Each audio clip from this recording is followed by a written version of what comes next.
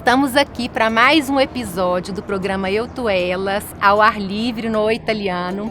E, gente, vocês não vão acreditar nessa história que vocês vão ouvir hoje, que é sobre suicídio, com a Samara Fontoura, que eu conheci tem pouco tempo, mas assim, a gente não podia deixar de tê-la aqui conosco.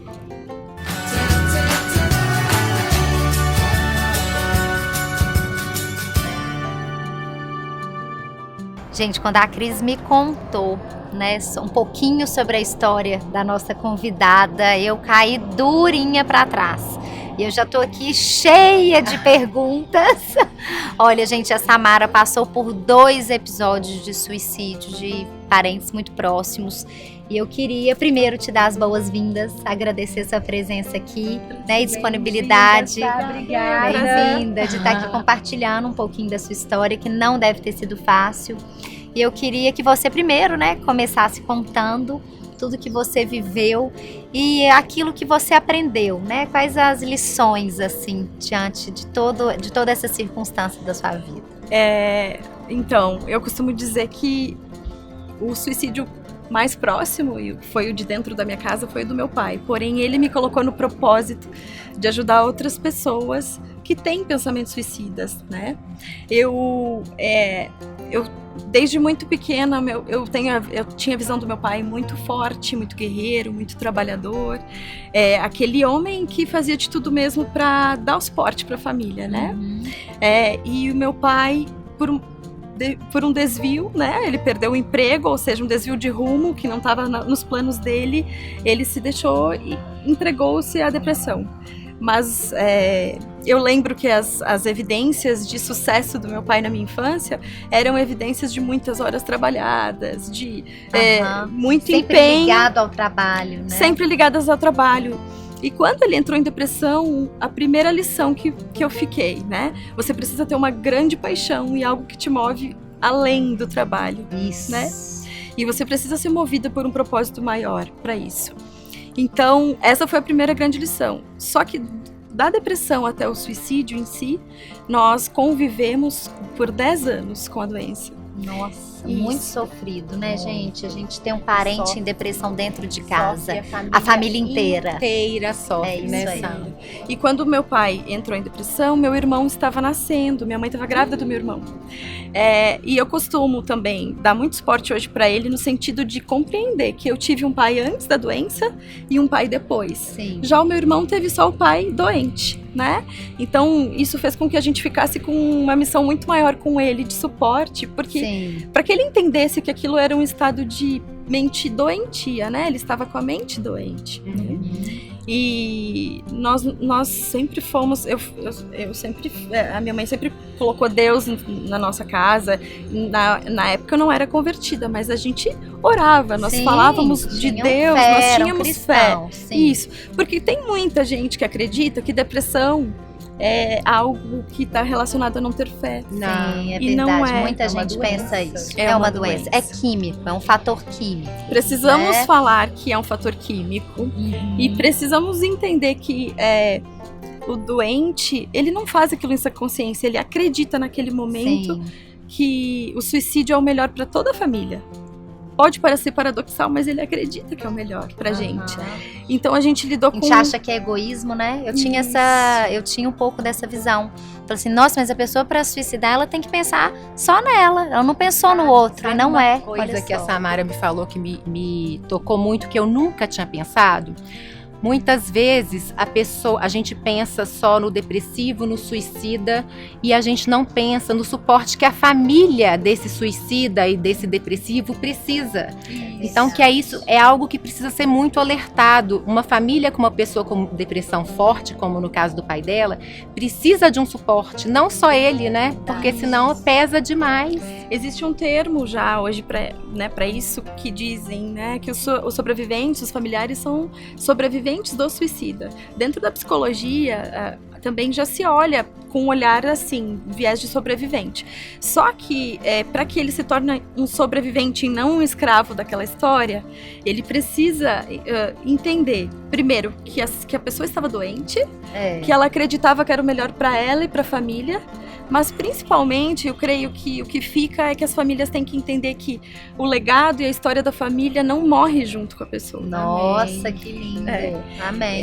E foi isso que eu decidi acreditar e hoje eu tenho convicção quando eu falo que o suicídio do meu pai me trouxe para o meu propósito. Aí as pessoas perguntam, então quer dizer que se teu pai não tivesse morrido, você não seria a mulher que você é hoje em Deus? Você não seria a líder que você é hoje para sua equipe? Não, mas eu creio e ele me mostra todos os dias que aquele fato precisava acontecer para mim ser a mulher posicionada que eu sou hoje nesses ambientes. E para ser usada depois Usar. na vida de outras E pessoas. vocês não têm, eu não tenho nem ideia de mensuração, assim, de mensurar números de quantas pessoas chegam até mim com pensamentos suicidas e que eu me sinto no dever de falar sobre o meu testemunho e de movimentar elas para fora daquele pensamento.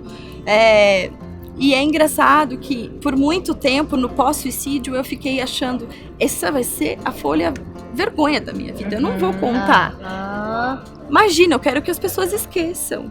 E hoje eu falo com uma naturalidade que as pessoas pensam, nossa, tu tá falando. Você está tão bem resolvida, Você está sendo proativa. É porque eu tenho convicção de que eu tenho uma missão nesse sentido. Glória a Amém. É Deus. assim que Deus age dessa forma. Ele usa esse processo que você passou para abençoar a vida de outras pessoas. E nós tínhamos duas escolhas, né? Naquele momento, até então, meu pai ficou doente, eu tinha 13, ele suicidou, eu tinha 23. Nesse processo a gente passou por várias situações. Ele teve um processo de doença agressiva, onde ele agredia a mim e a minha mãe. Eu tive um processo de sair de casa muito cedo devido à agressão, porque eu queria continuar respeitando meu pai, olhando ele com amorosidade, mas se eu ficasse em casa sofrendo violência, isso ia ser impossível. Então eu saí de casa aos 15 anos, muito jovem, devido a essa situação. E aí a gente se estruturou enquanto família, mas eu já construindo o meu caminhar e dando suporte para eles. E quando meu pai estava num momento que a gente achava que era o melhor momento pós-depressão, nós já estávamos considerando pós-doença. Num dia rotineiro normal, ele tirou a vida. E o meu irmão chegou da escola e encontrou. Então eu tinha ali, pra mim, várias coisas pra mim assumir dali pra frente. Eu tinha o emocional do meu irmão, que foi um dos mais difíceis e é até hoje um dos mais difíceis. O emocional da minha mãe. A minha mãe tinha uma cirurgia marcada para o dia 6. Eu lembro que tinha 5 dias de diferença entre o dia que ele se suicidou e a cirurgia dela. A situação da casa, porque o ambiente... Financeira, né? A questão financeira também. E o ambiente onde a pessoa resolve utilizar para o fim. Sim, o ambiente físico.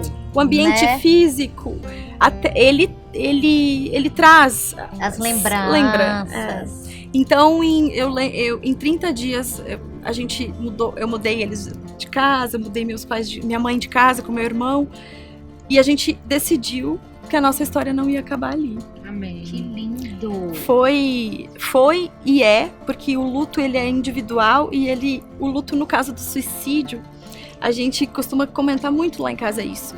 Ele não acaba, ele não cessa, parece. Ele é um luto contínuo pela forma. Sabe? Porque toda vez que você lembra, por exemplo, o Dia dos Pais, você lembra, poxa, será que realmente foi escolha dele não estar mais conosco?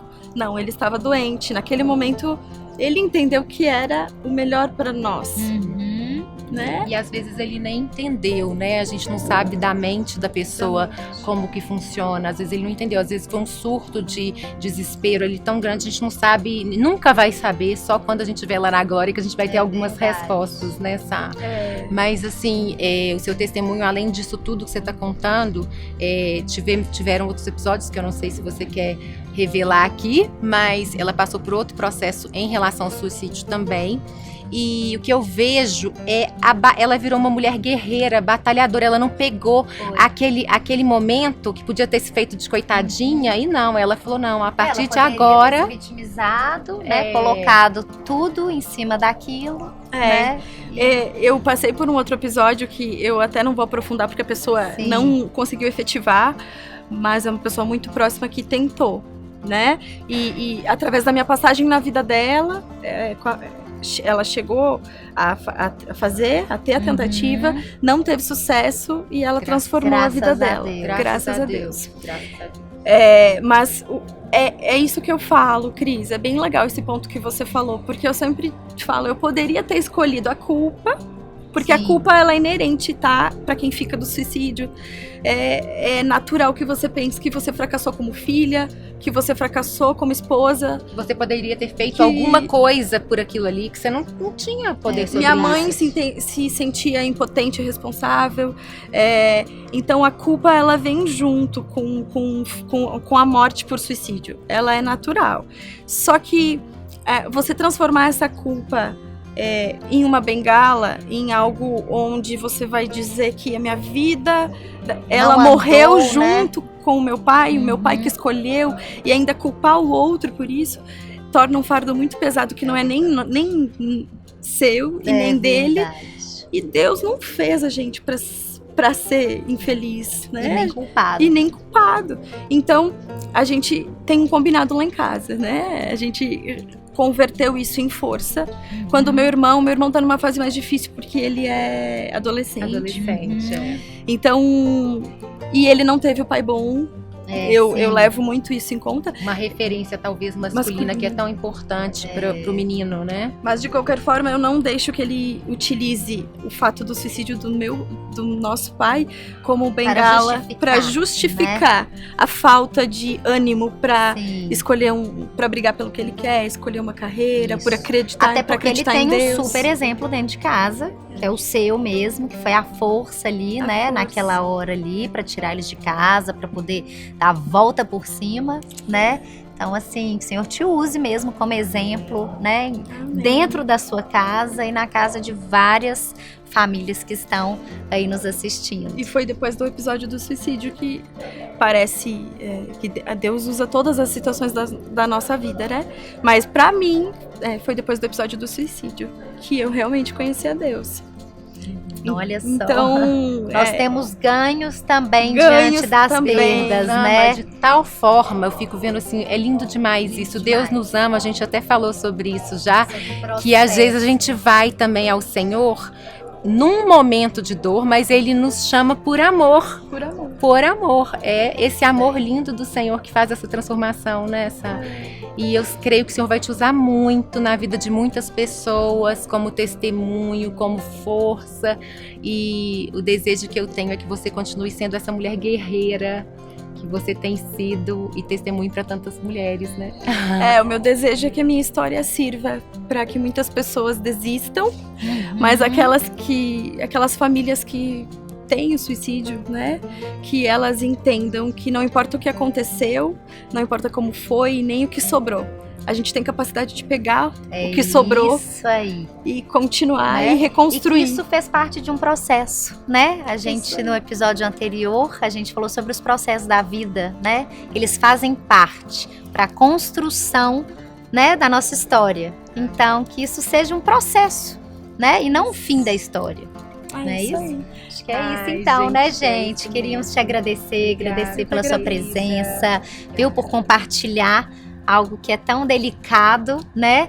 Mas que o Senhor possa abençoar você que está aí assistindo, né? Com pessoas aí que estão com caso de depressão na família, né? E que possa aprender com essa história. E se você puder também compartilhar com os amigos e familiares também esse episódio, pode edificar muitas vidas. Quero agradecer nosso patrocinador. Agradecemos também ao Açaí Fresh, a PAD, a Skank, a Bem-vinda e a 8 Filmes, que estão sempre conosco. E a você que está aí do outro lado nos assistindo. Muito obrigada, gente. Obrigada, gente. Tchau, tchau.